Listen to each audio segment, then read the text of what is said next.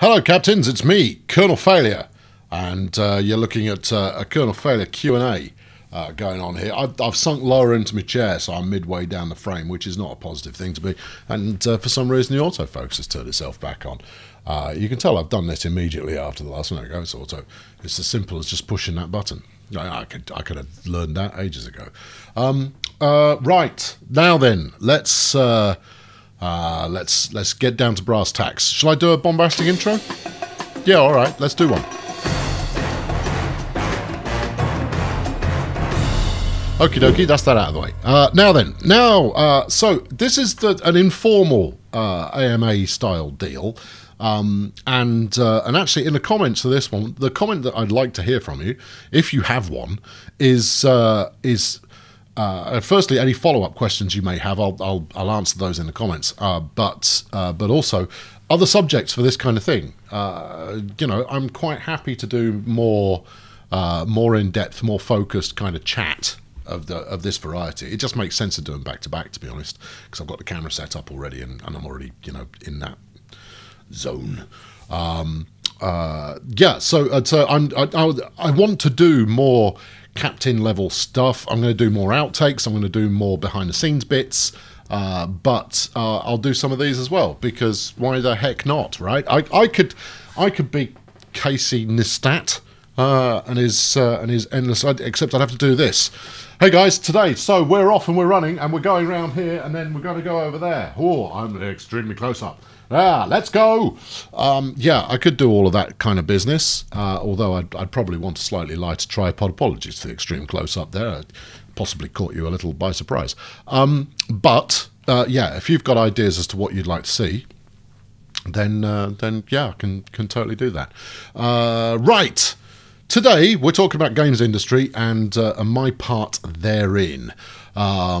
So rather than give you the background spiel, I'll do that through a medium of storytelling as I go through the questions. And Neil Murphy has popped up the first questions, and actually they're a good lead off.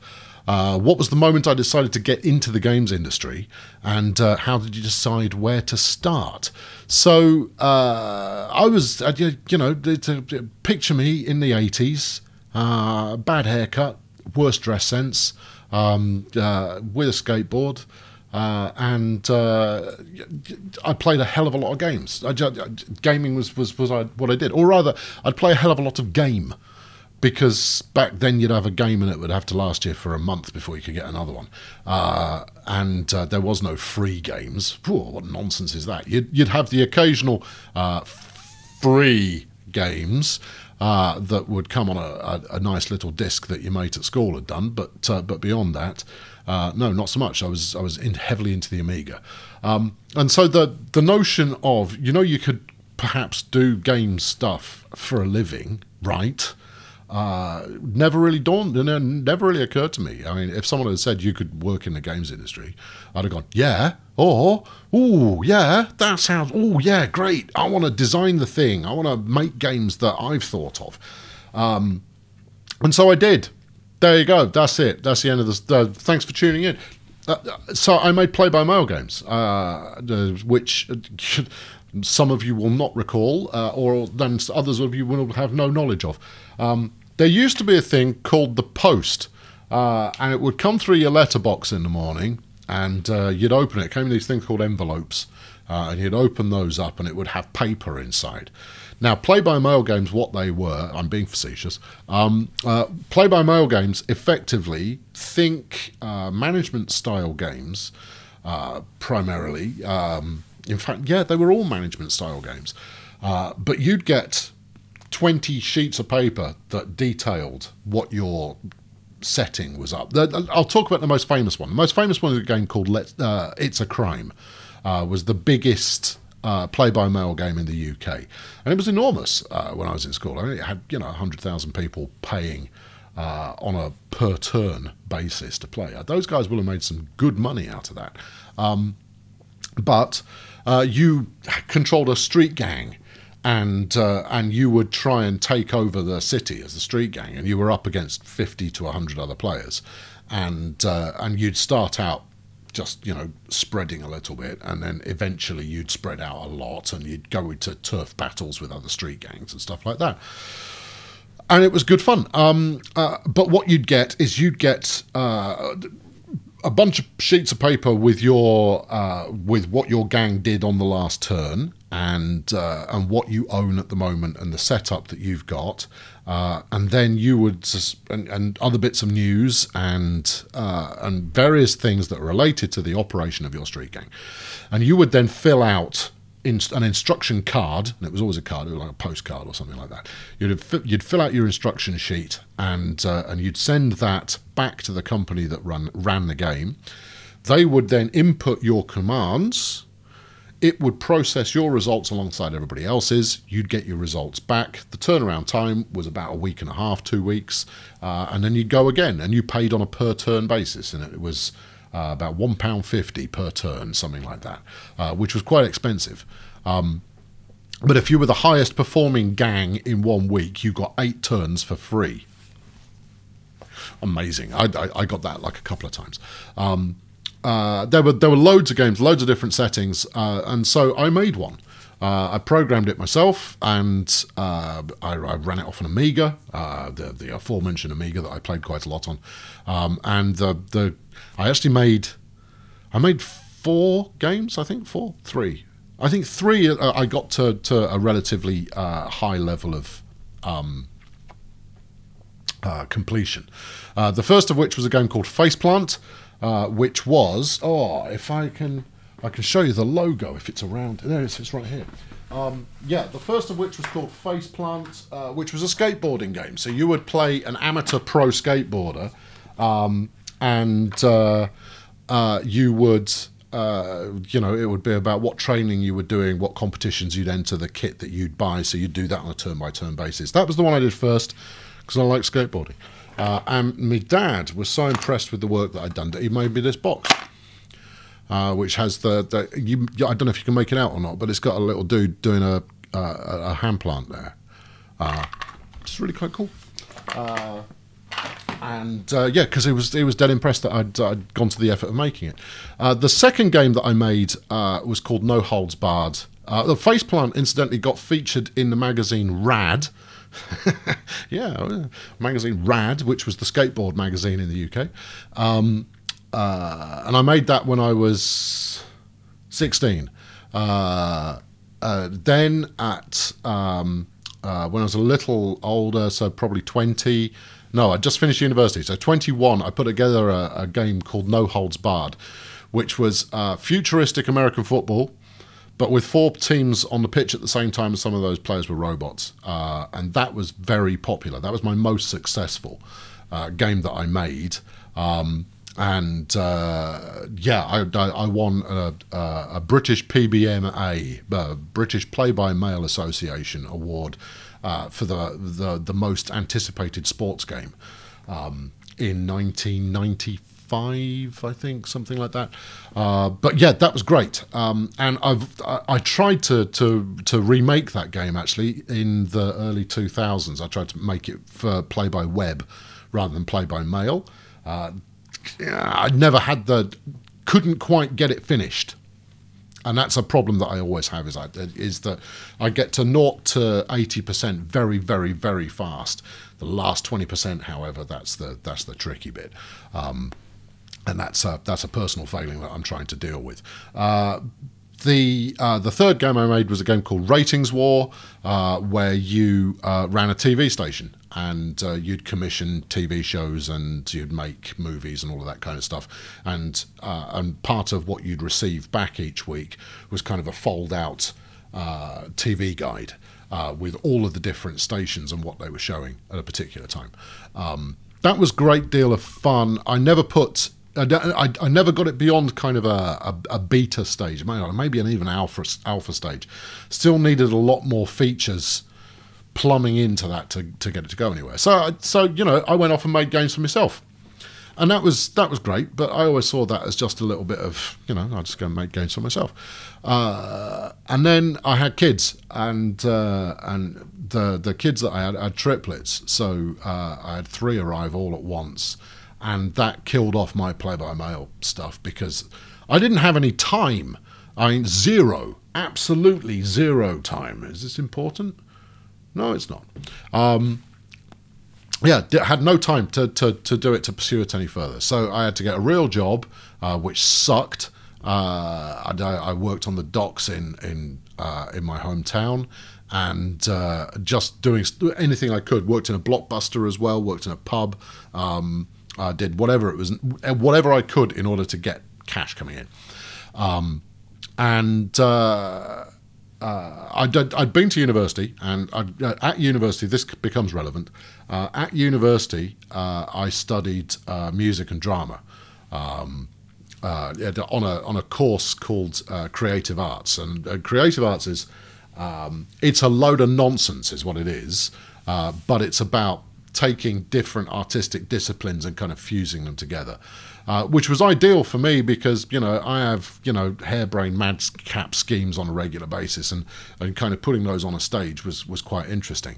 So I didn't endear myself to my lecturers because I was a smart ass. And in the first kind of big lecture where they were going to kind of train us on the creative arts stuff, they showed this video of a creative arts piece that was three naked women covered in blue paint, who would artistically fling themselves at a wall while some fella played an accordion, and they asked this collection of 150 18-year-old was if you were there straight away, but it would be mature students were in there as well. It was quite a well-regarded course, and they asked the assembled masses, so what do you make of this?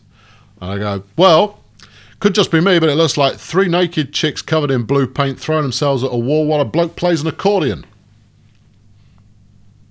Yeah, that kind of set the tone for me there. I didn't really take it very seriously, but I had a great time, and I actually learned a lot about how to kind of shape creative thinking and stuff like that. And I learned a lot about stuff that wouldn't necessarily lead to a career, but has proved to be quite useful in shaping the way that you think. So I would never describe myself as an artist, but I'd certainly have artistic temperament. So I came out of university, did some more PBM stuff, had kids, got crap job, and then I started playing. In the year the kids were born, I started playing online, or rather I got my first PC.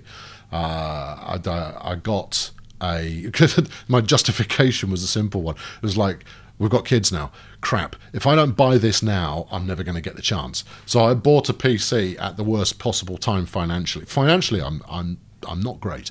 At the worst possible time, I bought a PC and I started playing online. And I started playing a game called Battlezone, which has just been the game that's been rebooted in VR. Yeah, I played that.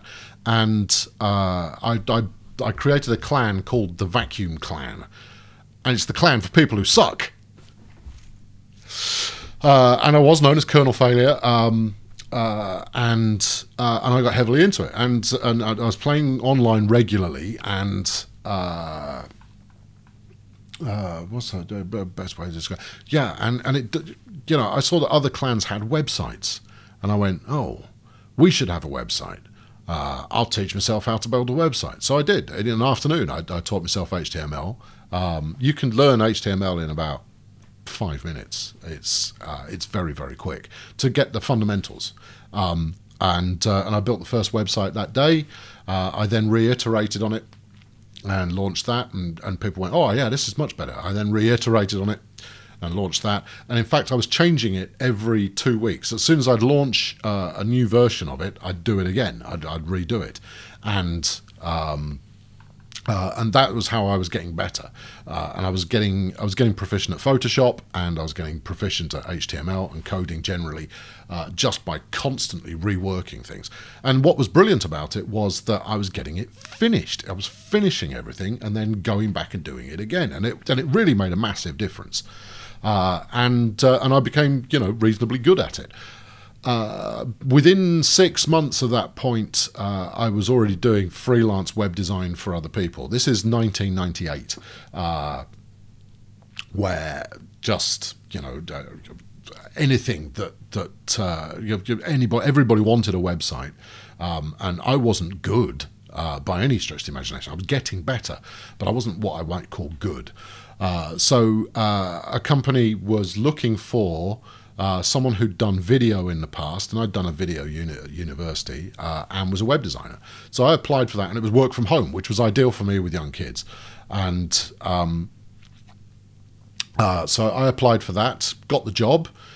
What do you know? All of a sudden, I'm a professional webmaster working for a financial ISP, and redesigning their website and doing their content and doing some video work and all of this kind of jazz.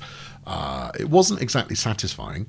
And the entertaining thing is that this is around the same time as the first .com bubble, and these guys were very much in that .com bubble. There were only like 6 of us in the company. But I was writing content on a daily basis about how the .com bubble was bursting while working for a .com. And you just kind of go, yeah, we're not actually making any money, are we? No, we're not. And I'd since moved on to playing alongside Battlezone, where I'd set up a ladder. So I was doing esports stuff before it was called esports. It was called the Battlezone Federation. Those who were part of it at the time, when I left eventually, they said it's like the Jesus of Battlezone has left, because I managed to unify all the clans under one kind of competition ladder thing. I'd moved on playing Ultima Online, and Ultima Online it's still going, but a massively multiplayer game where there are no quests. There's the world, go and do it. The big benefit is you can place down your own house within the land, and anybody else can come in and out of your house if you let them.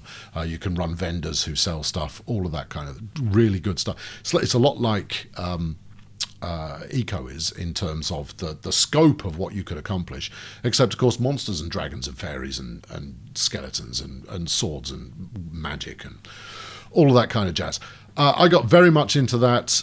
Put a guild together in Ultima Online. Built that a website that was really quite nice, and I started building other sites for Ultima Online, and I had 17 running at one point, including one that analysed the economy, another that was street mapping the various player towns. I'd done like 6, 7 different clan sites out there. I was prolific in the amount that I was doing. So I was playing a load, and I was building a lot for it. And in 2000, EA advertised for the webmaster for Ultima Online for Europe, and I went, well, that's me. I am already that role. I already do the work. So I went for the job interview, got the job, and started out as a webmaster, building the European Ultima Online website. It's probably out there in the Wayback Machine somewhere. It's all right. It's not my best work, but it's passable. We did some really good stuff. Because we were limited, because the game was developed in the US, but we could do in-game events. We'd have in-game events that tied into the website. We didn't have forums, which were the thing that would drive traffic like nothing else. So yeah, working for EA at their brand new European headquarters, which was a spectacular building in Chertsey, and I was building websites, and that's how I got in, and that's the starting point. People occasionally ask, how do you get in? And I say, get in. Just start. Don't wait for someone to tell you now you're allowed to make games. Just go start making games. The skills that you have already built up and the experience you've already built up is going to get you in. But don't wait for someone to say go. Just do it. Go make a game. Game Creator Studio 2. Go grab it. It's inexpensive. You don't need all the modules unless you plan on publishing a thing. But it's what Hotline Miami was made in.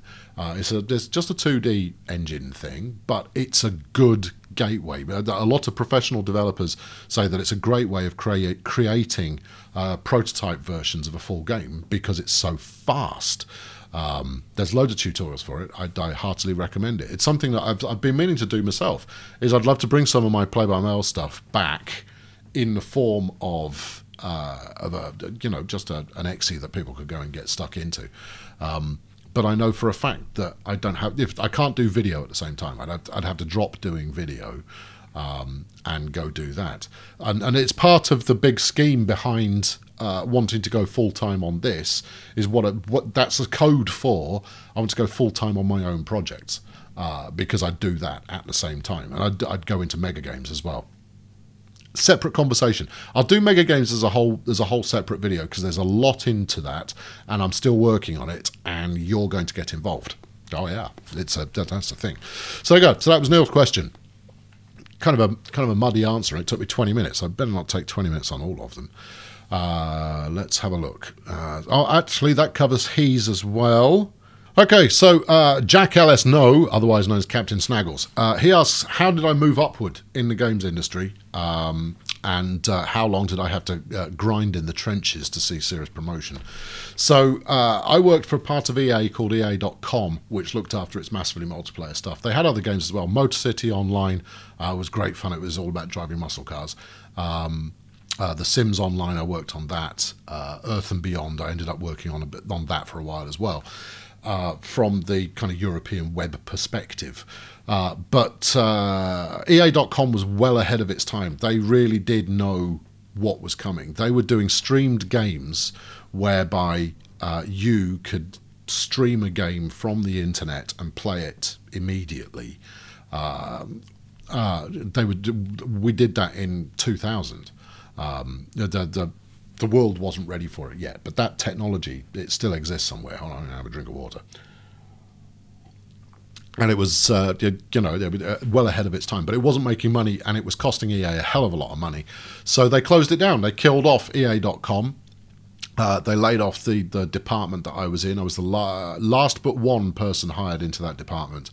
And they killed that off in mid-2001. Of the 40 people on the team that I was in, only 6 of us survived, and we got snapped up. So my boss and I got snapped up by EA UK to go build websites for them. So the first one they wanted us to do was a game called Total Club Manager, which was a football management game. And I liked a bit of football management. That was good. So they did it as a bit of an experiment initially, as like, yeah, we know we need this internet stuff. And the head of EA UK at the time is now the head of Dovetail, who do the train simulator stuff. And I caught up with him a couple of weeks ago, and he said that he didn't see how it made money, but he knew that everybody was going to get into into web-based bits and pieces, whether that's community stuff or anything else. So he said that's the reason that he said we'll take those two. So we built the Total Club Manager websites for the UK initially. Built a forum for it, which was enormously successful. We had more registered users on the forum than people who bought the game worldwide, which wasn't a huge number, but you're talking 50,000 to 100,000 people we had registered, and it was very successful. So they said, like, well, do you fancy taking a crack at some of our bigger titles?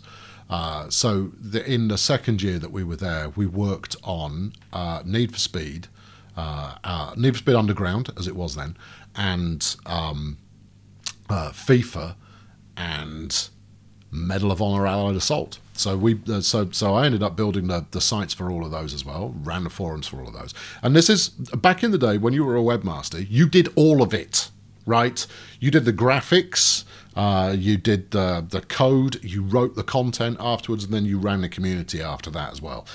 These days, that's a dozen people minimum doing that job. So, it was the right time for me to be there because you did everything, and I absolutely loved doing everything. Could describe that as doesn't play well in a team. So that was tremendously successful. With the extra responsibility that was brought in, that kind of, I was getting bumped up in a kind of salary scale, but I was still doing the same job. We then took on The Sims 2. We did a late site for The Sims 1, but then did The Sims 2. That was enormous. We then did an all EA Games and all EA Sports, 2 separate forums. And I went from 0 to 1.8 million registered users in the space of just under 2 years, with 5.5 million posts, something like that. We were just outside the bigboards.com, which was the big tracker for forum listings.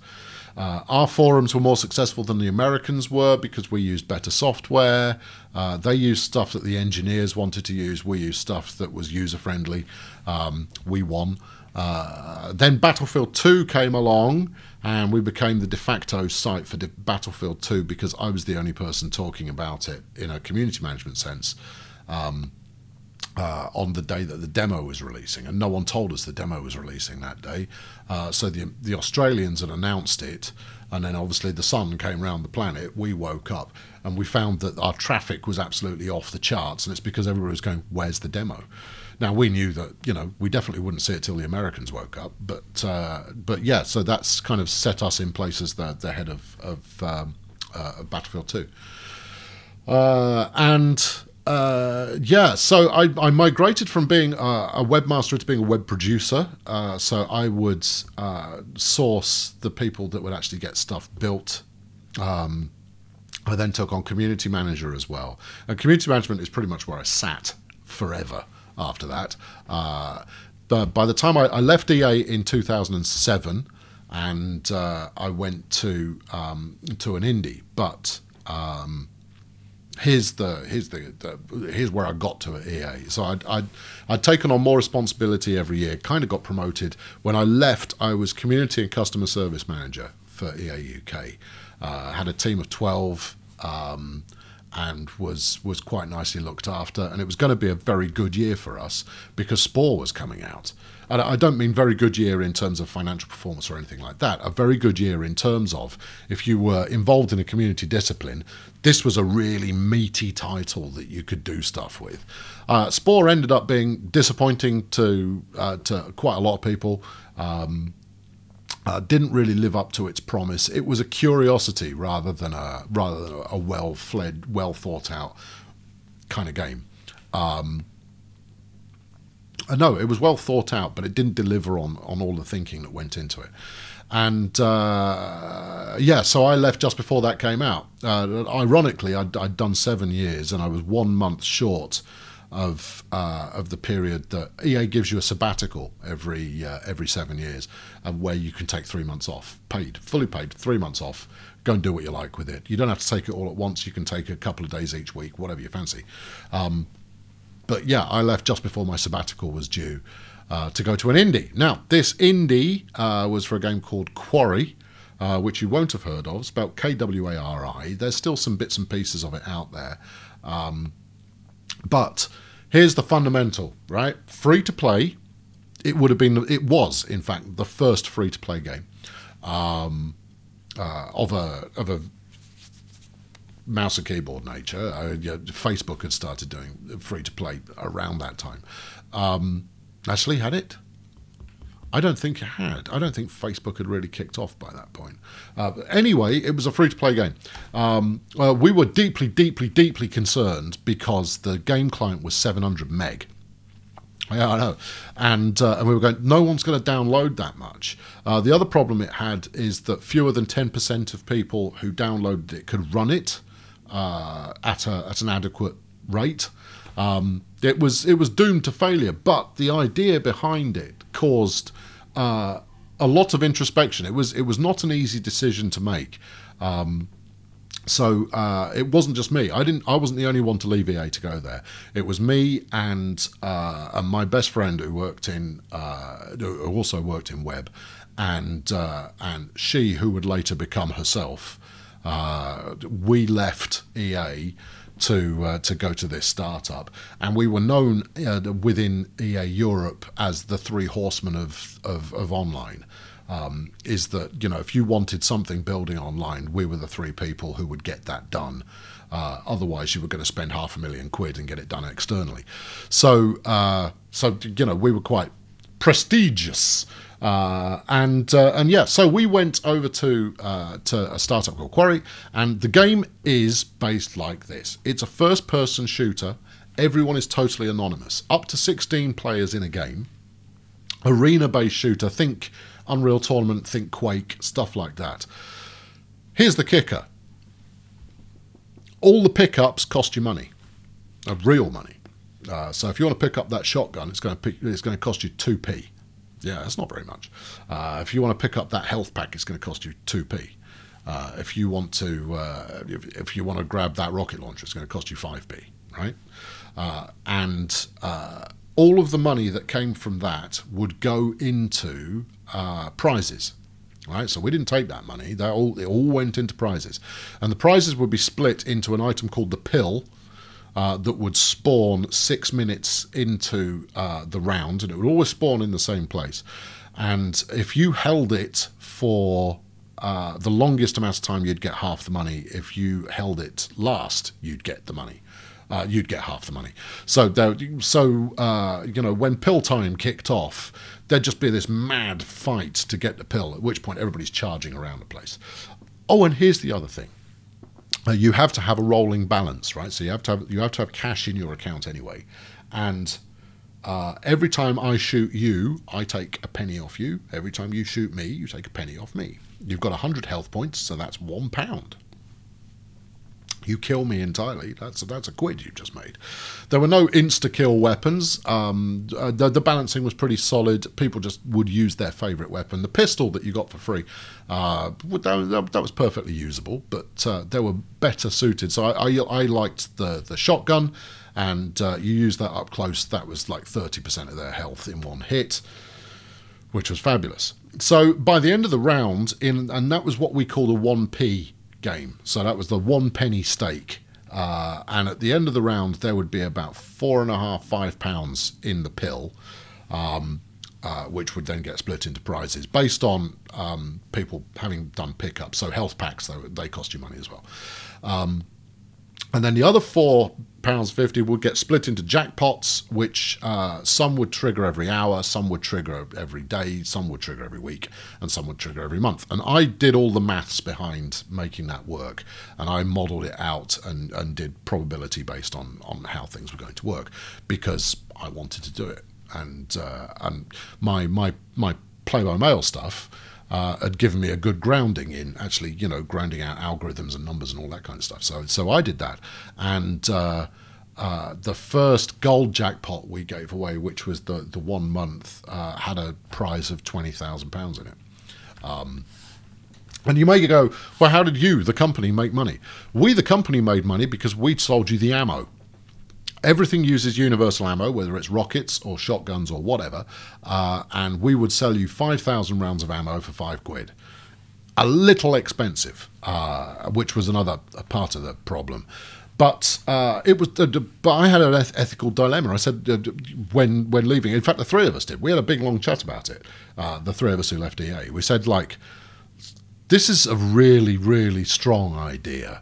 And someone is going to make a hell of a lot of money out of this. Whoever makes this work is gonna make serious money. And so, do we put the ethics aside and go and work on this thing that, you know, could be quite expensive for some people to play, or do we let someone else get minted? We decided, well, no, actually, we'll go get minted. So we went and did that. Turned out that it ran like crap. No one could play it. The download was huge. The free-to-play version, we worked on. I ran some scenario version games where instead of being a 1 penny game, it was a 50p game. So each point of health was 50 pence. But this was using virtual money. So in the free version, you had unlimited cash to do whatever you liked with. And so we ran high stakes versions of this. And in the 50p version of the game, the prize fund at the end of it was in the thousands. And it was genuinely exciting. Despite the fact you weren't playing for real money, there was a genuine sense of, my goodness me, that's a lot of cash. So I've always thought about revisiting that one, just to set it up. But I lasted there for 11 months. It was very obvious it was going to run out of cash. So, and we worked, the head of our team, so the marketing director for our team is now the global brand manager, so the head of all branding for Wargaming. Yeah. He's a nutcase, but yeah, we work for him. Anyway, so 11 months in, it was very obvious we weren't going anywhere. So I started fishing for another job. Spoke to a recruiter who said, if there was any game in the industry that you'd like to work on, what would it be? And I said, Little Big Planet. So as a community game, that's got me written all over it. That looks absolutely tremendous. So I had an interview with Sony. I had an interview with Media Molecule, and that went very well. It was good chat. And they were about to offer me the gig, and Sony went, whoa, you're not about to hire this guy, because they had a very close partnership with Sony. They're now fully owned by Sony. Very close partnership at the time. They said, we'd like to meet this guy as well, just to make sure that his head's screwed on properly.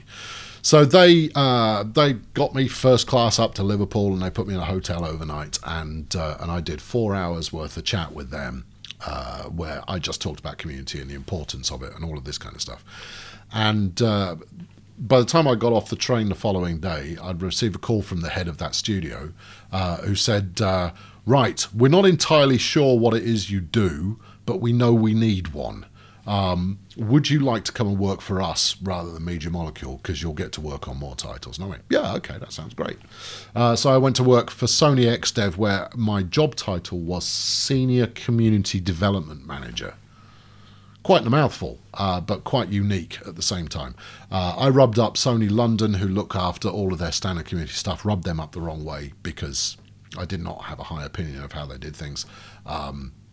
But I worked on Little Big Planet 1 and 2, and I worked on Heavy Rain, and what else did I do while I was there? Buzz, worked on Buzz.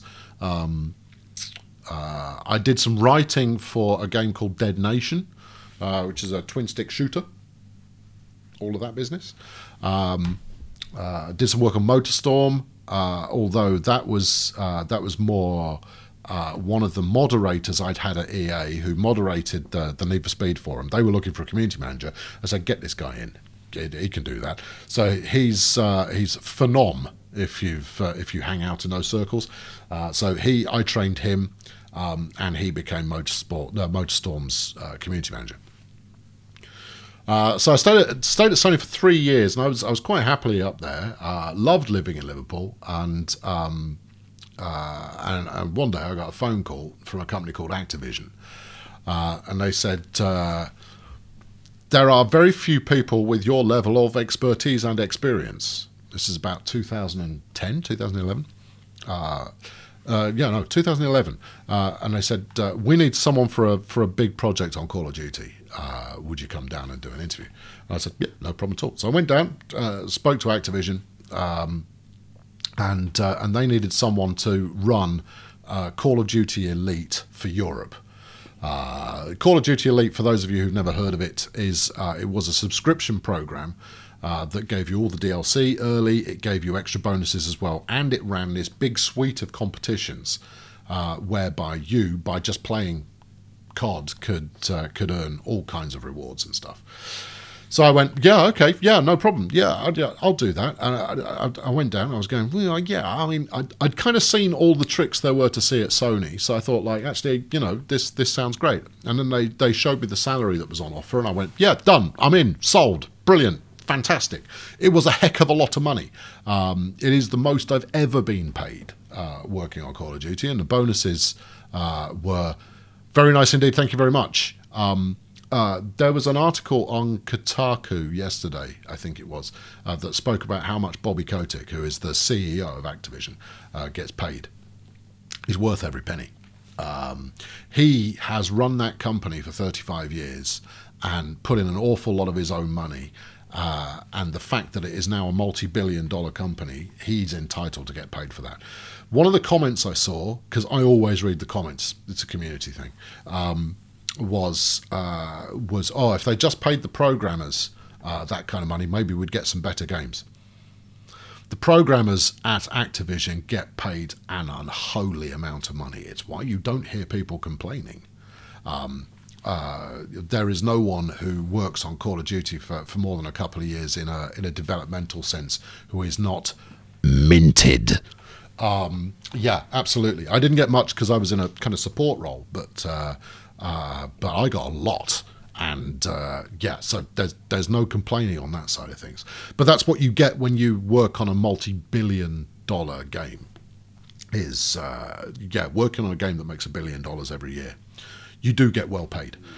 You know, there's very little room to complain on that front. So I stayed at Activision for 3.5 years. They killed Call of Duty Elite because nobody understood it. That was incredibly obvious. I had to work with the Advertising Standards Authority because we got complained about the advertising. I learned loads, absolutely tons doing that. It was really fascinating. But for the last 1.5 years, I was doing almost nothing while still in full employ. And then they reshaped the studio because I was working for an American studio, so the rest of my team were all stateside, and I was the one guy in Europe. I ended up running rest of world for the stuff that they were doing, and they reformed the studio, and they at that point they noticed we've still got this bloke in Europe who's working for us. I think we possibly will let him go. So they made me redundant. They made my role redundant, and I said, yeah, okay, yeah, no, look, I knew this was coming. I'm a grown up. I've seen teams being laid off before. That's absolutely fine. And I got severance payment that enabled me to go and be freelance. So I consulted for a year.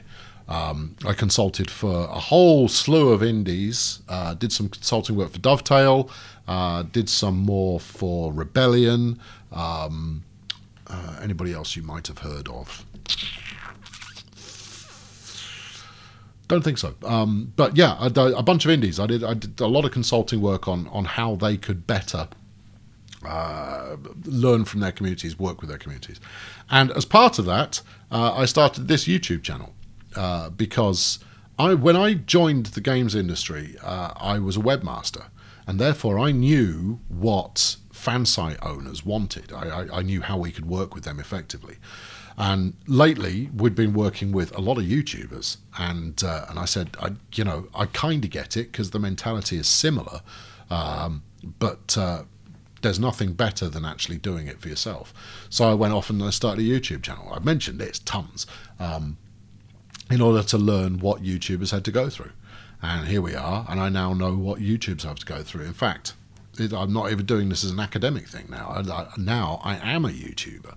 I am what we call an influencer.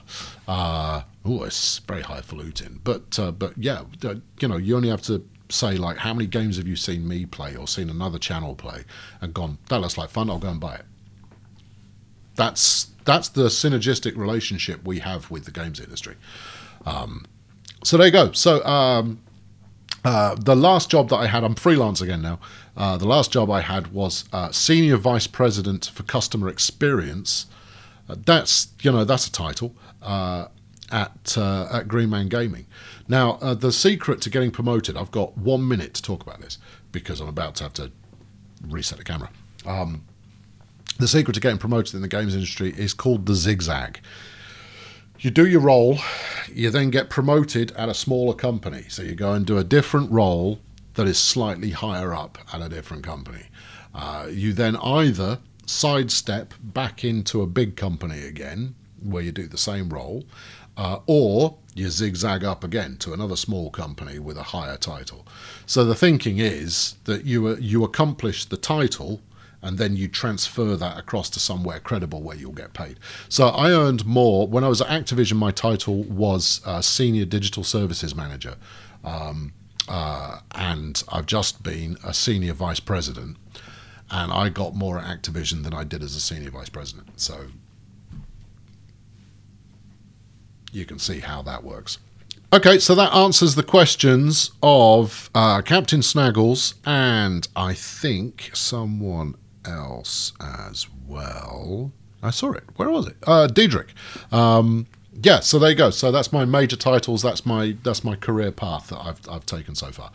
How long will I stay in the games industry? For as little time as possible. I want out because I've done it. I've done it all. The last game I worked on before working at Green Man was I worked on a game called Fractured Space, which is a MOBA, 5v5 giant spaceships smashing into each other.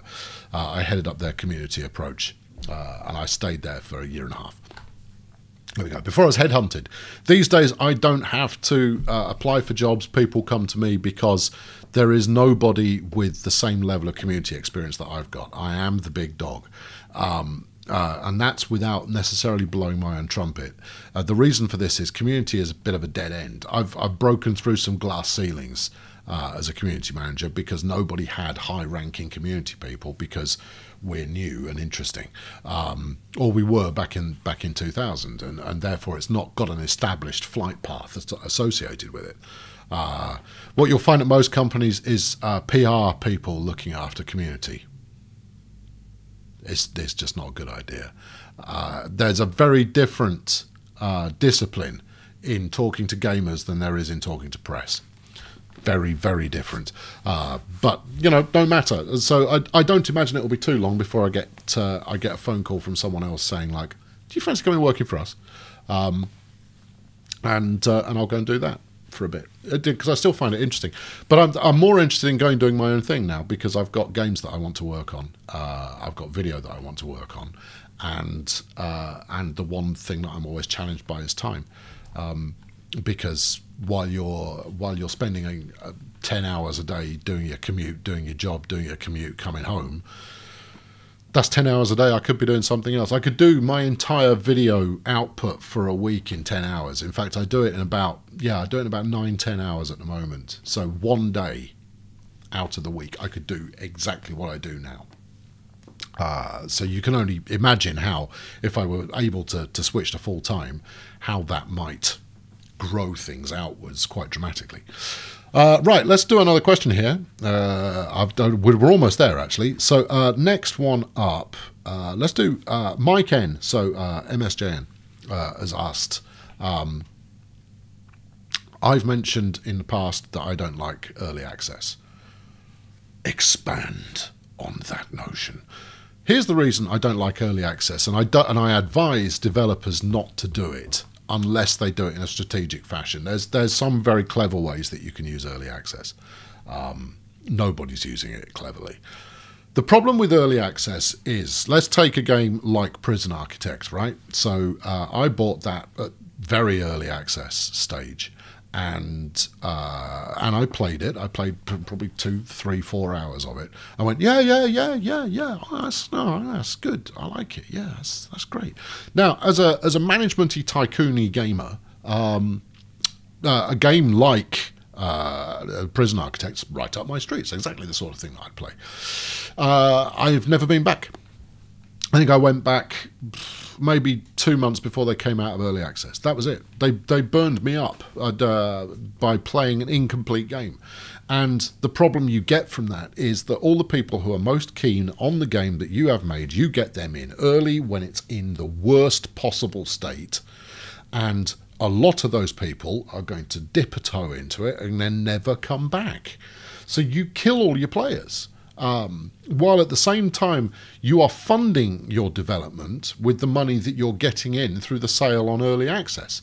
So when you finally hit, ta-da, launch, there's no more money to be had because you've already spent it all. Oh, I'm almost out of battery. And So yeah, so that's why I don't like early access, is because you burn the people who are the most likely to want to pay full price for a full game. It's a great way of getting your game funded and finished and so forth, but I would be far more ruthless in that regard, in that I would have the game 90% done, then put it in early access for like 2 months, and then remove the early access from it. Yeah, it's just not a good way to provide a compelling experience. You wouldn't watch a movie that wasn't finished. You know, watch the movie before it's been edited and had the special effects put in, and we're still using green screens all over the place. No, I'll wait until it's done. Thanks. I don't need to see early footage. So, as a player on early access, you're really only getting half measures. If it's a game that you've been really looking forward to, then you end up playing half a game, and you have to really like what you see in those early stages in order to stick with it. Now, some might say that Prison Architect actually pulled that off quite well. I would say that probably the games that have done it best are Ark, the dinosaur survival thing, because well, I mean, that was a complete game when it had done. Sure, it got bugs, and sure, it could do done with more content, but there was enough there to keep you 100% engaged throughout an entire game experience. And the other one that's done well was Subnautica, and that's not so much because of what it had in early access. Rather, it's because they managed to make a splash. Yeah. It's a game based in the water. When they migrated from early access to full release, so they hadn't blown their chance entirely during an early access period. But whenever I talk to developers, I always advise them to avoid early access like there's no tomorrow, because it only hurts. And here's the thing: is that as a game developer, you get one launch. And I don't care if that launch is on itch.io, or if it's early access, or if it's a full release on Steam. You get to do it once.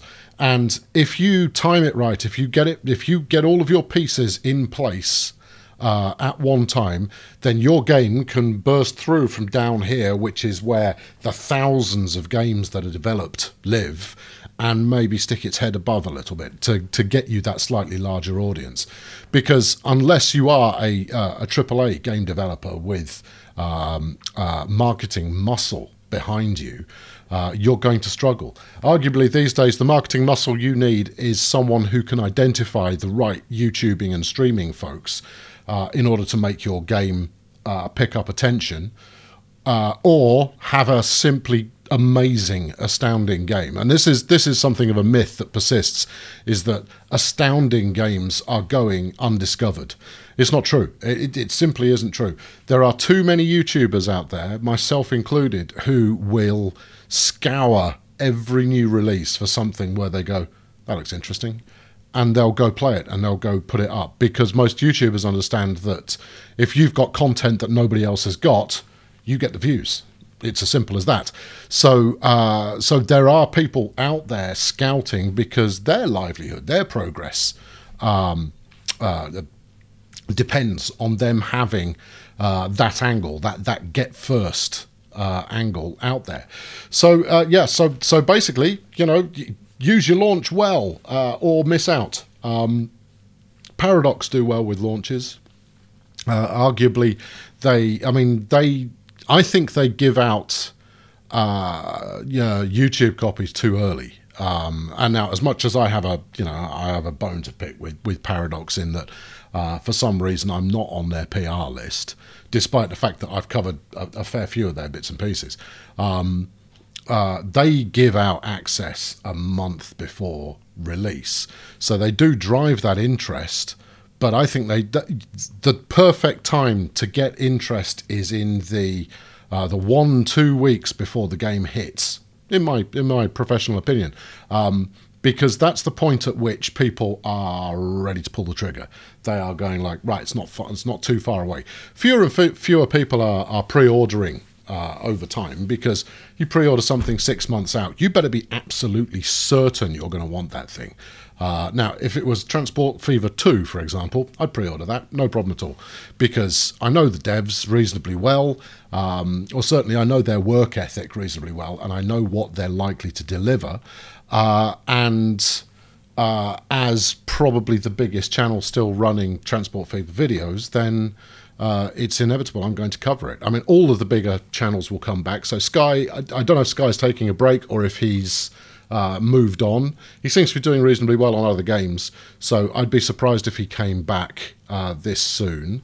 But Sky will turn up for the next game, guarantee it. Likewise, you'll get Keralis will play it, Squirrel will play it. All of the big names that they'll try to get to, especially since Urban Games have now signed with Good Shepherd. So Good Shepherd as a publisher, they are the light and fluffy side of Devolver Digital.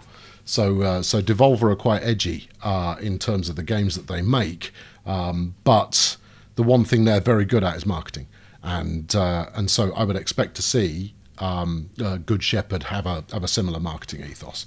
So I mean, you know, they picked up on a tweet that I sent last week saying, this the one about, you know, about to record today's two-parter Transport Fever.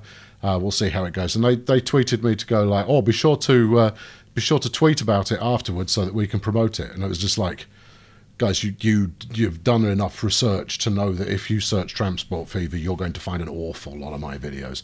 So they already knew who I was, or they should have done anyway. And that's not a don't you know who I am. It's more a fact that I am the biggest fish in the pond at the moment. So take from that as you will. But yeah, it's nobody really pre-orders anymore, and therefore hit your launch spot on. And early access diminishes your ability to do that unless you treat early access launch as your launch. The ultimate example of early access and the disaster that will follow is Star Citizen. Because there is absolutely no way that game survives its launch. And it's not necessarily because the game isn't going to be any good. So if you imagine this bubble here is all the people who might want Star Citizen, right, ever. Now imagine how many of those people have already bought it, right? Now you're going to think, well, actually, that's probably quite a significant number by this point. It's not short on press. The visuals look all right, even though apparently it doesn't play very well. And then go like, well, yeah, but they're doing all of this premium ship selling. They've had so much crowdfunding behind the game. They kind of go, yeah, they have. They've also been running 3 studios. And a studio is not a cheap thing to operate. And the thing to bear in mind is their burn rate or their run rate, right? Which is how fast they are spending the money they've had in.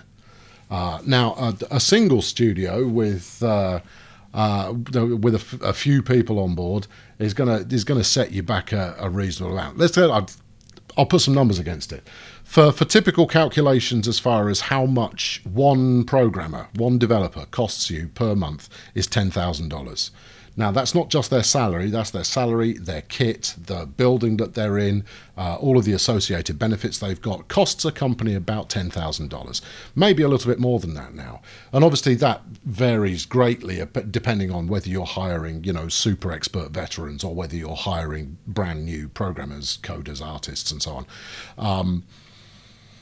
And designers, obviously, and producers, obviously, and audio guys, you know, and you know, production engineers and QA teams, and if you ever want to do yourself a favour, pick up any game that's come out of so pick up a AAA game at some point and watch the credits, and count the number of names.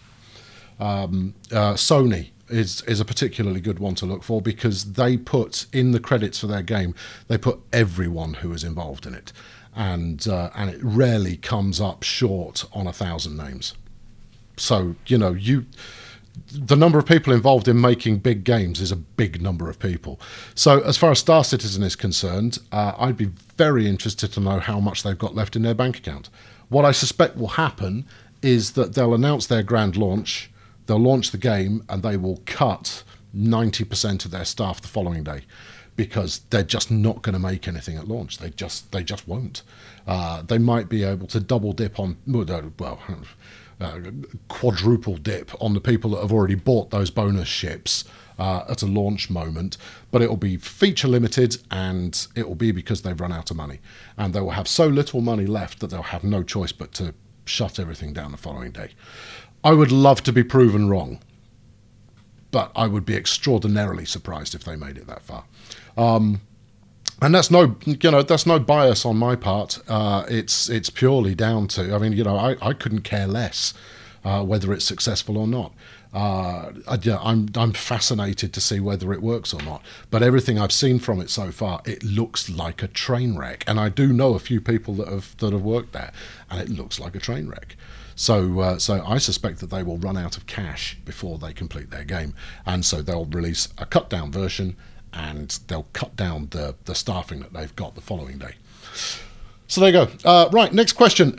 So that was from Mike. And next, Jeroen. So the Dutch Retro guy is asking me, Jeroen, sorry, is asking, what do I think about loot boxes?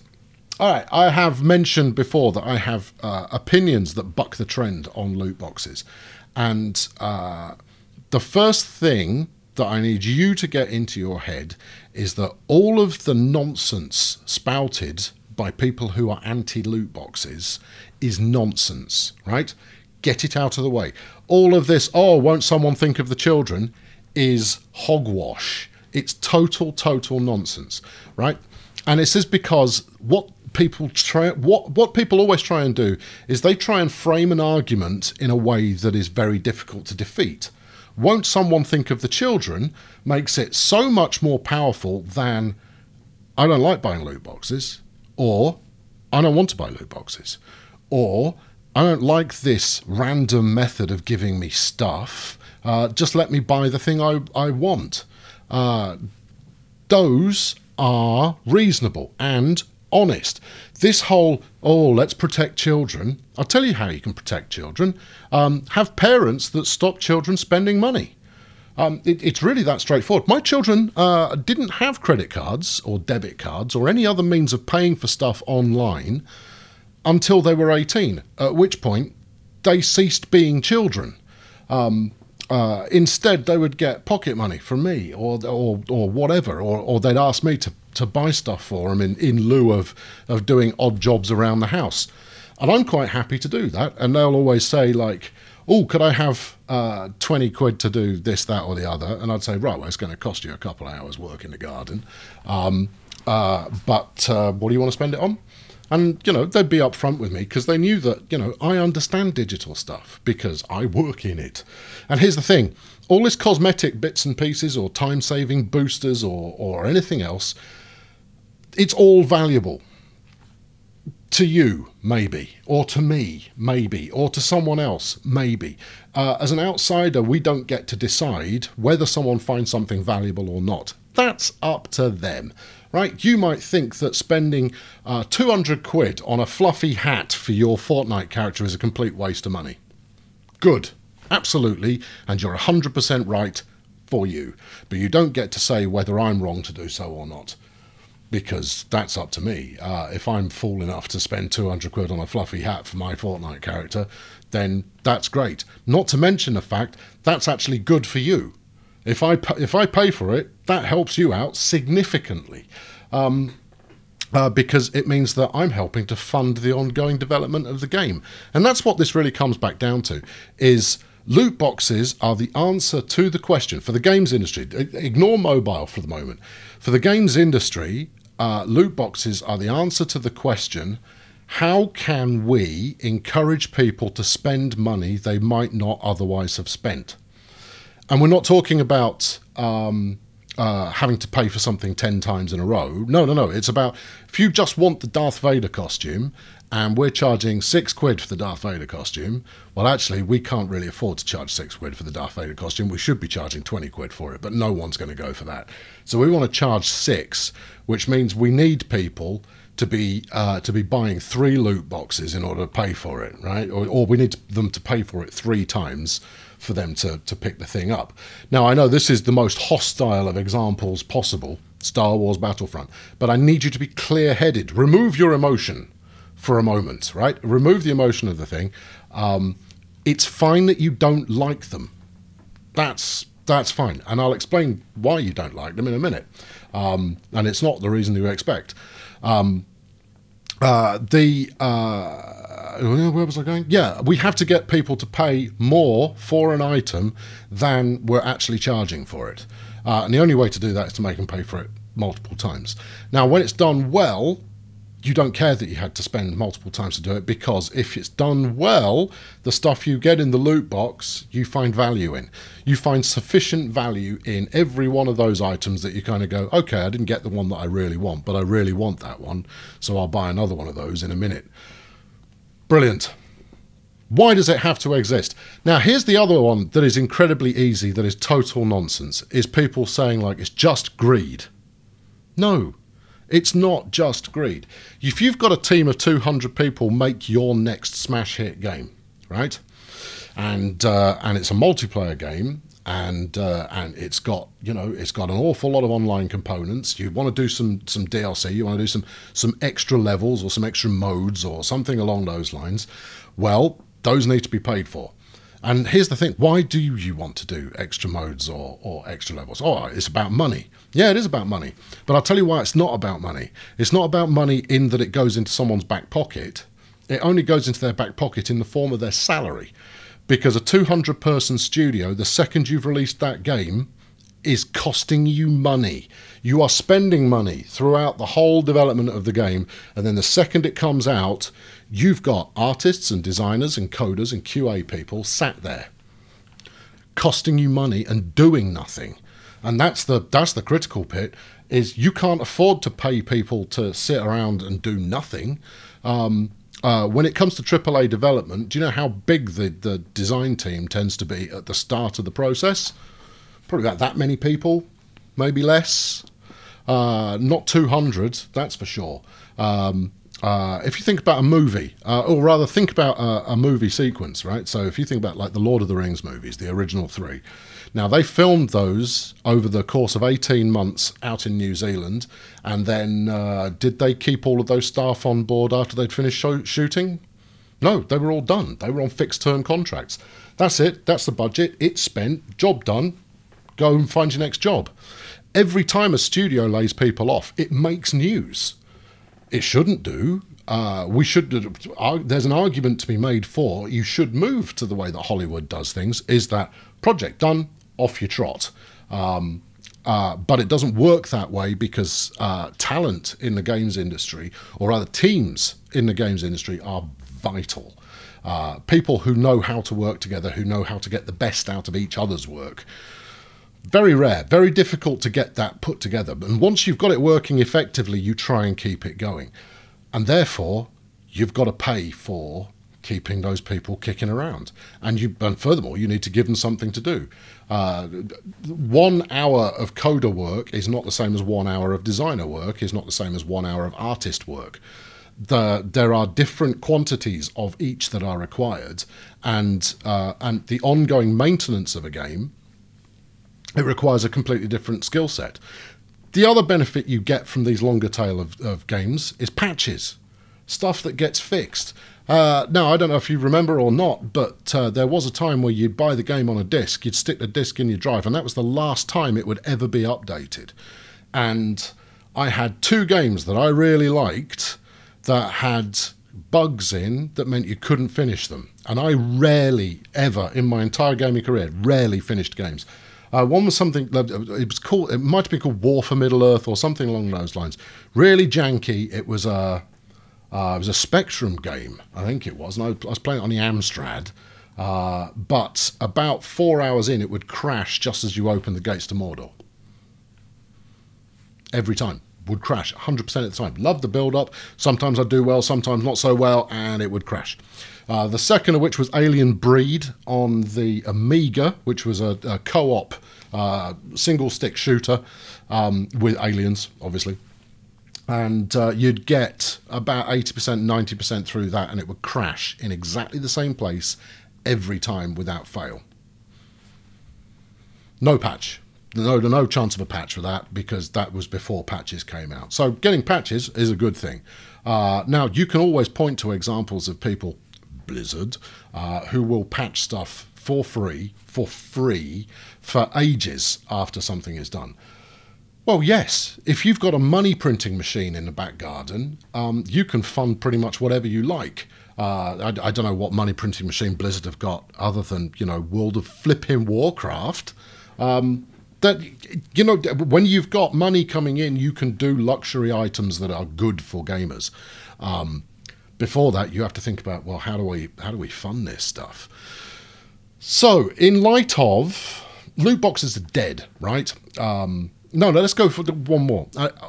It's not loot boxes that you hate. There you go. There's a concept for you. Chew on that for a minute. Loot boxes are a means to an end. You do get a random assortment of crud inside every loot box, and it's up to you to decide if that random assortment of crud is worth your money or if it isn't worth your money. If it's worth your money, by all means go and buy it. If it's not worth your money, by all means don't go and buy it. Right? The end. That's all there is to it. However, you will know quite quickly. Here's a good example, right? This is where I swerve directly into the gamer audience. Star Wars: The Old Republic. So I subscribed to that when it came out, a massively multiplayer game, Star Wars, right? I subscribed to that game along with herself. We played through the whole thing when it first came out on the 12 quid a month, whatever it was, subscription. We'd pre-ordered it. We'd got special editions. Fantastic. Played through it. It was great. It went free to play. We went like, well, okay, I suppose. And they started introducing all of these loot box type ideas. So I lashed out 30 quid on a big bundle of loot box stuff because I wanted one particular outfit, right, for my character. And so I bought the thing and I got, oh, I don't know, hundreds of items out of the loot boxes that 30 quid bought, not one of which was one of those costume parts. That was the last purchase they got from me. That was it. I just went like, no, that's a total jip. And that's what I mean by a crap loot box. A good loot box, you get what you want. Maybe you don't get everything that you want, or you don't, or you get some stuff that you kind of go, great. The other thing that it gave me was a crap load of boosters. And I went like, I've got a max level character. I don't need boosters for anything, at all. It was entirely, everything in there was geared towards new players, had nothing in there for veteran players who were already set up. So that was my one-time purchase, didn't buy any more, ever. I also then sold most of that loot box stuff on the in-game marketplace, made so many credits that I would have never needed credits again. That's bad design. That's nothing wrong with the system, that's something wrong with the design. Everything else that I've ever had loot boxes in, I have no complaints about. Because I knew what I was buying, and then I bought it. And then when I got the stuff out of it, I decided, do I need to buy more of those? And if I didn't need to buy more of those, and in free-to-play, you've got no argument at all. Because unless you have bought in excess of 40 quid's worth of loot boxes and DLC and microtransactions and the rest of it, well, you've got a very good game for very little.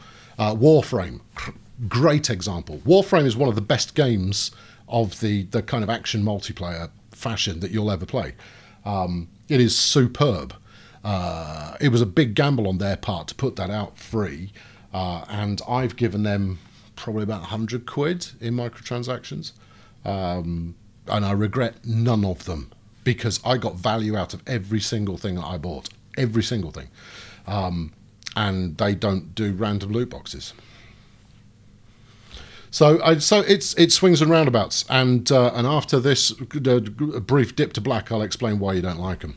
So loot boxes in themselves aren't the problem. The problem is game progression systems. What's a game progression system? Well, a game progression system is the thing that keeps you playing the game longer than you otherwise would do.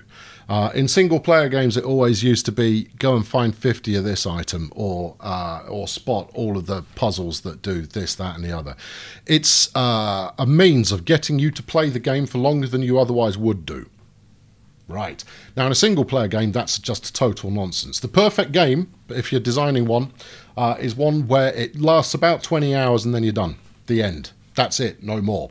Go away, come back and buy the sequel. That's the perfect game.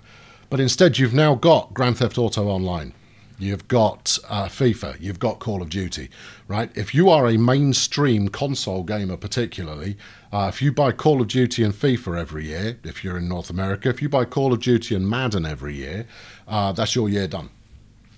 There you go. Sorry, if you're in Canada, if you buy Call of Duty and NHL every year, then you're done. That's it. You don't need to buy any other games. You can play through your single player campaign, season after season after season after season, and then multiplayer will keep you occupied for the full year. Brilliant. That's just lovely. That is. You know what that is? That's killing the games industry, because money is actually no longer the primary currency. Time is the critical currency. You'll maybe seen last year that Steam reported that there were more games released last year than ever before. That in itself not surprising, but they broke the record in September, and that was just before peak. So before the peak time of each year, they'd already broken the more games released than at any other point. And ain't no one got time to play all of those games. The number of developers who kind of go, oh, we're hoping we'll sell 100,000. Good luck with that. You should hope that you'll sell 10,000 or 5,000 or 8,000 or any. A 7 out of 10 game is a good game, right? For someone who has taste in that particular genre, that type of game, 7 out of 10 is perfectly good. But it's not good enough. And what I've done, another thing that I tell people on a regular basis is go, yeah, your game's fine. Is it better than GTA Online? Because if it's not, I'll go off and play that instead. And you'll see an upsurge in games that become people's new favourite game for one weekend. Is they'll pick it up on a Saturday, they'll play it Saturday night, they'll play a bit of it on Sunday, and that's the last time you ever see them. And in a multiplayer game particularly, that is the kiss of death. Because multiplayer games, they need a lot of people on board in order to stay alive. Concurrent users is all important. If you are running a game that is competitive in nature and it's 3v3, you need concurrency of around 400, 500 people, 24 hours a day. What I mean by concurrent, for those of you not familiar, is people who are simultaneously playing that game. Now, a 500 concurrency will usually, it'll equate to about 10,000 active players, maybe a little bit more than that. And, you know, that's not a small number in order to get that level of concurrency. And that's if they're very accurate. If they only dip in once in a while, you need way more active players. And so game designers have to come up with means whereby you want to come back to the game. Have you played a game recently where it gives you a reward for logging in? There you go. Does it give you a better reward if you log in again tomorrow? And what about the day after that? They have to keep people playing. And it's because those developers have salaries.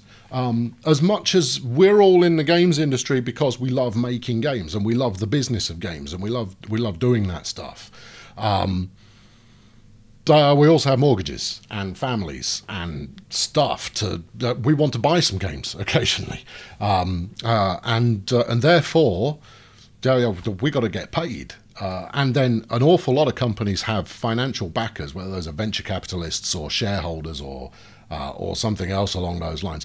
And those guys got involved in that business in order to make money. Now, here's the thing. Every games company, particularly games corporations, they are profit-making enterprises. They are there to make money for someone. For the employees, they're all there to make money.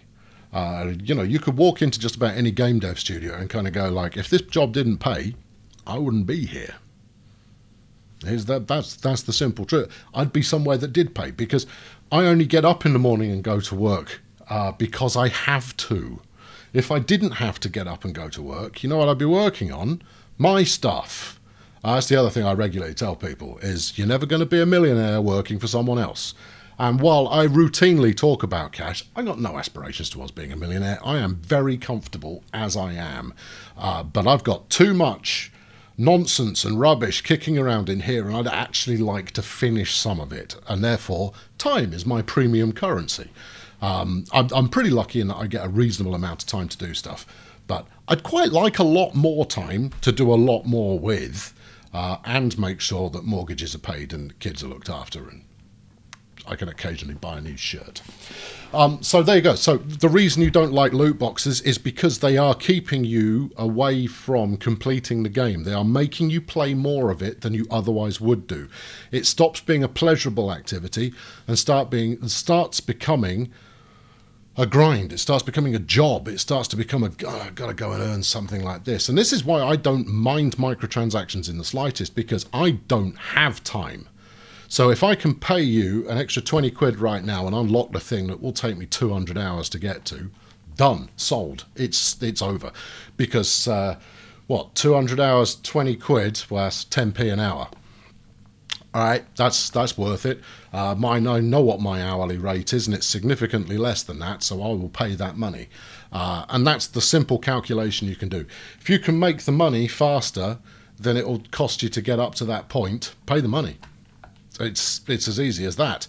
It's an absolute no-brainer. However, loot boxes are history. They're out of here. They're done. It's over. When FIFA Ultimate Team switches, you will know it is officially dead. And it's because of all the scaremongering in the papers and in the games media generally, and the amount of hubbub that has been created. It's not EA's fault. EA have always been too aggressive with regard to this stuff, in my opinion. I think they could have provided much better value than they did, but it was working, so why would they? FIFA Ultimate Team makes them $1 billion a year, by the way. If people didn't want it, they wouldn't pay for it, right? And this isn't about, they feel like they have to have it. Well, sure, if it's not desirable, you're never going to sell any of it, are you? So you have to make it desirable. Pay to win. Here's a secret for you about pay to win. If I created a game and put a pay to win item as a microtransaction, you'd get people make an awful lot of noise about it, but I bet you money that thing would sell like hotcakes. I would sell thousands upon thousands of those, because every gamer out there wants to feel like they have the advantage over somebody else. Here's another one for you. If you've got, so let's take, so I worked on a free-to-play game, and big spaceships, right? I mentioned it previously.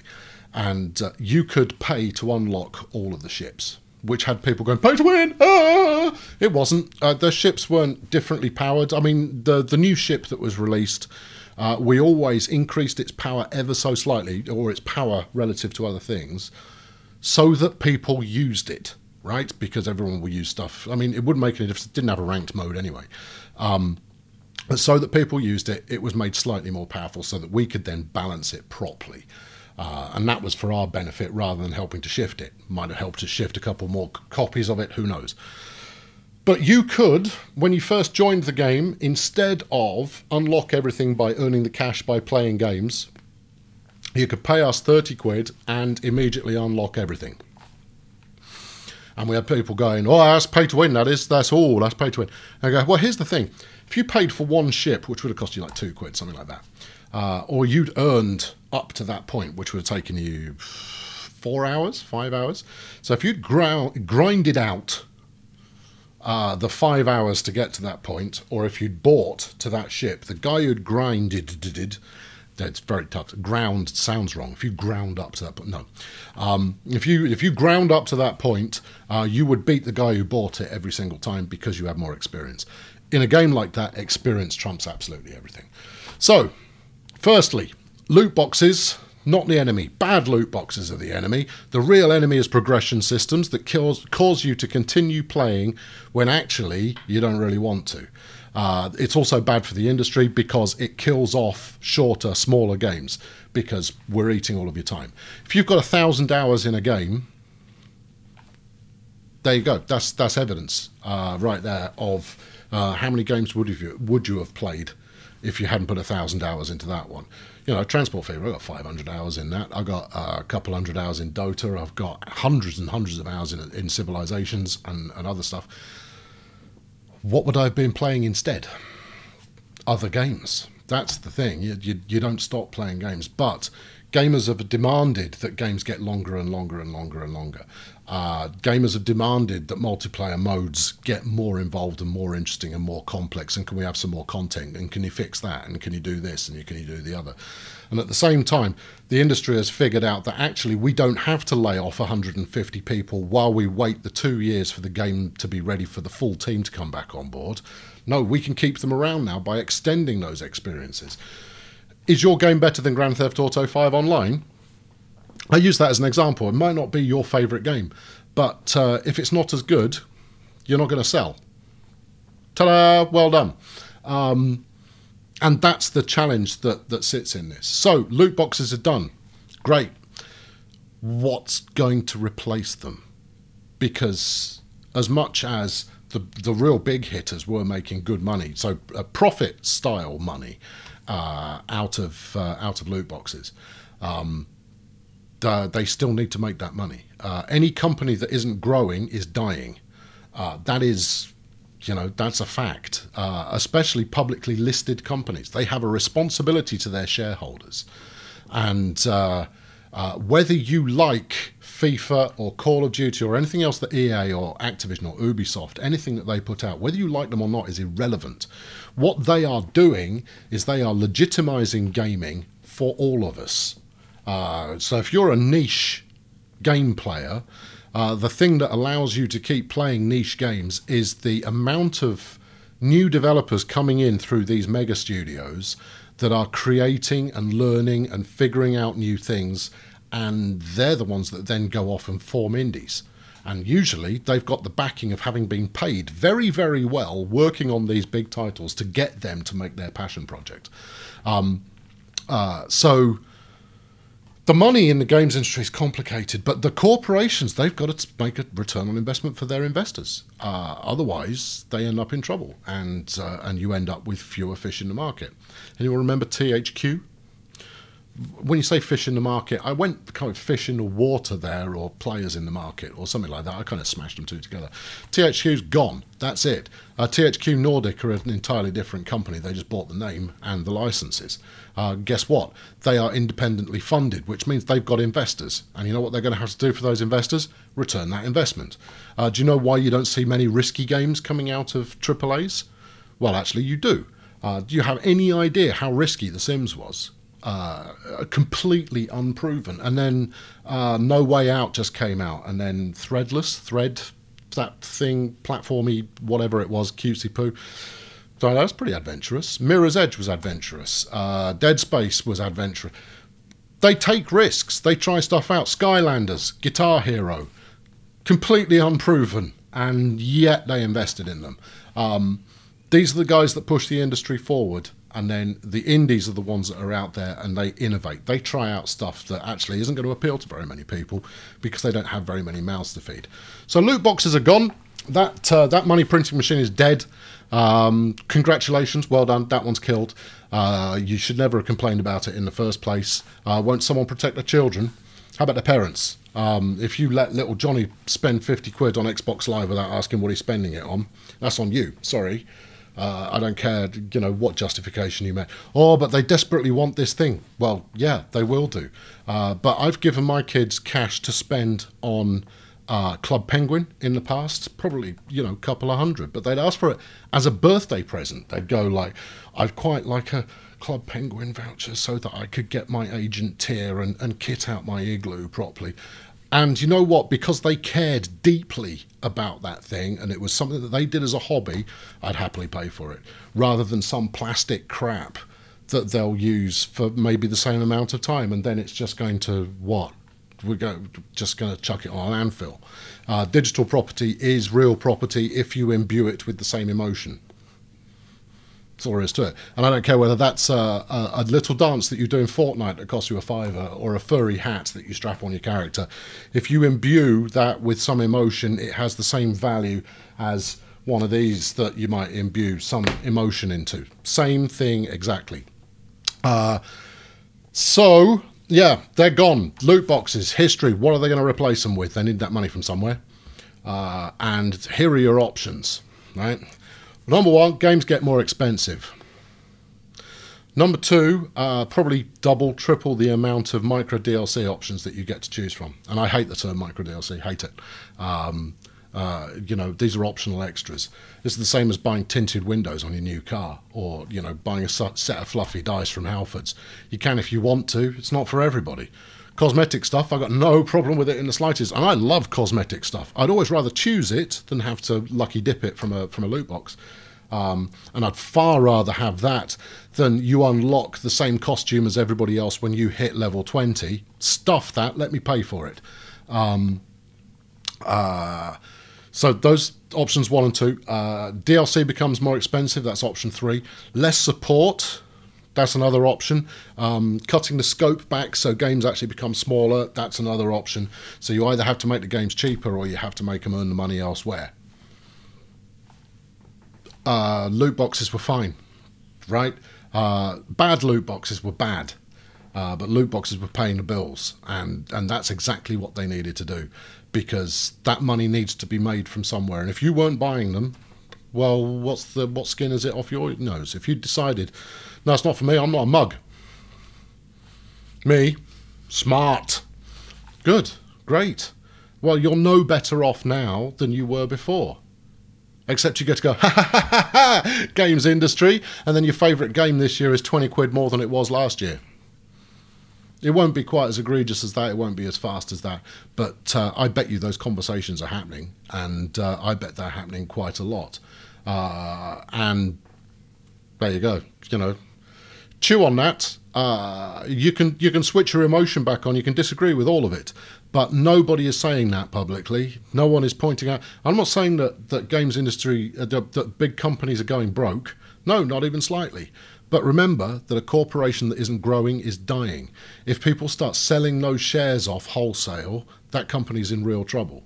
And if their dividends don't earn as much this year as they did last year, people are going to start selling those shares off. I don't want EA to disappear. I mean, as much as I've got some loyalty to them, given that I worked there for 7 years, you know, I've got no emotional loyalty, but I like them. Keep doing what you're doing there, fellas. Once in a while, once every 5 years, I'll pick up a FIFA and a Madden. I like that they exist. People go, oh, you could play Pro Evo, it's so much better. No, it's not. I can't play as Ipswich Town in Pro Evo, and that's my team. So why would I buy it? It doesn't make any sense. Oh, you can edit it. I ain't got that kind of time. Just give me the thing with the licenses. It plays fine. You know, Battlefield is phenomenal, no matter how you look at it. Battlefront looked amazing. Absolutely amazing. And for people to say it's a bad game because it's got monetization options in there, gamers will shoot themselves in the foot. This is the other thing about gamers generally, right? Is it is so much easier to embrace the negative than it is the positive. It's like we really want to hate the things that we love. We're crackers, all of us. And I could go into great depth as to why that is, but I'm not going to, because I'm not going to. Right, okay, so there you go, that's loot boxes. Feel free to debate. I don't mind the debate at all. And feel free to disagree. You're allowed to disagree. But, you know, they have to make the money from somewhere. What's it gonna be? Right, okay, last question is, what are my predictions as to what's in or out of the next Transport Fever? Now, they're not bringing out a game this year. Therefore, they're thinking something a bit bigger. I think that they will completely change the way that the back-end calculations are done, so that the performance patch that we just had won't be needed, right? So that you can have networks with thousands of trains, thousands of ships, boats, planes, the rest of it, so that can be done without significant performance decrease. That would be my expectation, number one. I think we'll probably get purchasable industry. Probably. The map generator will spawn more oceans. I think we might end up with more with larger maps as well. I think the one that they're most likely to chase after, and it's the one that I've said to them that I most want, multiplayer. Now, I don't want competitive multiplayer at all, not even remotely interested. What I want is asynchronous multiplayer with someone whose map theoretically lives next door to mine. So I could send Slim Gaming a goods train that he would then grab the goods from, process, and then send that train back again. All of this happens in an automated fashion, of course, but that's what I think we'd get out of that. I think they add taxis, buses in greater depth, potentially timetabling. It's stuff that people have requested. They may chase after a day-night cycle or a seasonal cycle. They might go after random events, so a train's broken down. They might go on further ways to develop the station that you've got. And that's the challenge they've got, is that by going from trains to all transport with the second game, where do you go from there? So it's going to be interesting. I think multiplayer is the one they'll chase after, whether it's on the same map or whether it's asynchronous or whatever it is. That would be my guess as to what they chase after, because that feels like the biggest gameplay expander that they could get. I don't think they'll go any closer to Railroad Tycoon than they have done already. I don't think they'll go close to OpenTTD, although they might go for purchasable industries. I'd half expect them to double the number of industries available. Particularly in multiplayer, you might find that some maps spawn without coal, for example, and so you have to find an export path to or from somewhere. International flights is the other reason I think asynchronous multiplayer would work, is because you can have your plane leave the map to who knows where and then come back in another time. Hard to say. I don't know. There are several ideas that they could do with it, but do it again but better. I'd be cool with that. A brand new engine that was fundamentally the same game, yeah, I'd pay for that all over again. Don't really know. Better map generation, I think, with better looking landscapes, with more realistic generated water, that kind of stuff. That would be lovely. Storms, weather, all that kind of stuff. That'd be fun. Yeah, don't know. I don't have a solid answer. This is Gave Up, by the way. And the second half of the question, do I have interest in covering BattleTech? Missed it. No, I'm not going to do it. The window's closed on BattleTech. If you're not covering it already, you missed that window. Nobody's going to be watching it from next week onwards. The number of viewers is going to drop like a stone. That's how it's worked. This is a game that's a week old. And the difference between week 1 and week 2 in terms of the number of people that will watch a video is significant. So I try and jump on the stuff that I think are going to be of highest interest, either to me or, more importantly, to the people who I don't have as viewers, with you guys sat right in the middle. Will you watch it? Well, there's a core of you, and I think it's about 1,000 in total who watch everything. There's a little bit more than that who watch most things that are within my normal range, but I'm trying to find the people who don't currently watch my stuff and then find something that's close to what I do now to bring them in and then hopefully turn them into long-term audience. Anyway, no, BattleTech, afraid not. Anyway, I've been Colonel Failure. That's my salute. Thank you for joining me on this Q&A. I'll do another one in the future. Let me know what you think in the comments. This is going to be very, very, very, very, very, very long. And hopefully it was interesting in part. I ran out of camera time there. I was trying to get inside the wire, was not to be. Anyway, I asked you some questions at the start of this. Can't remember what they are because I've been recording for ages. But I'll see you over on Discord. If you want to come over for a chat, I'll be over there. Otherwise, stick it in the comments and I'll follow up on anything you like. Thanks for watching. Cheerio!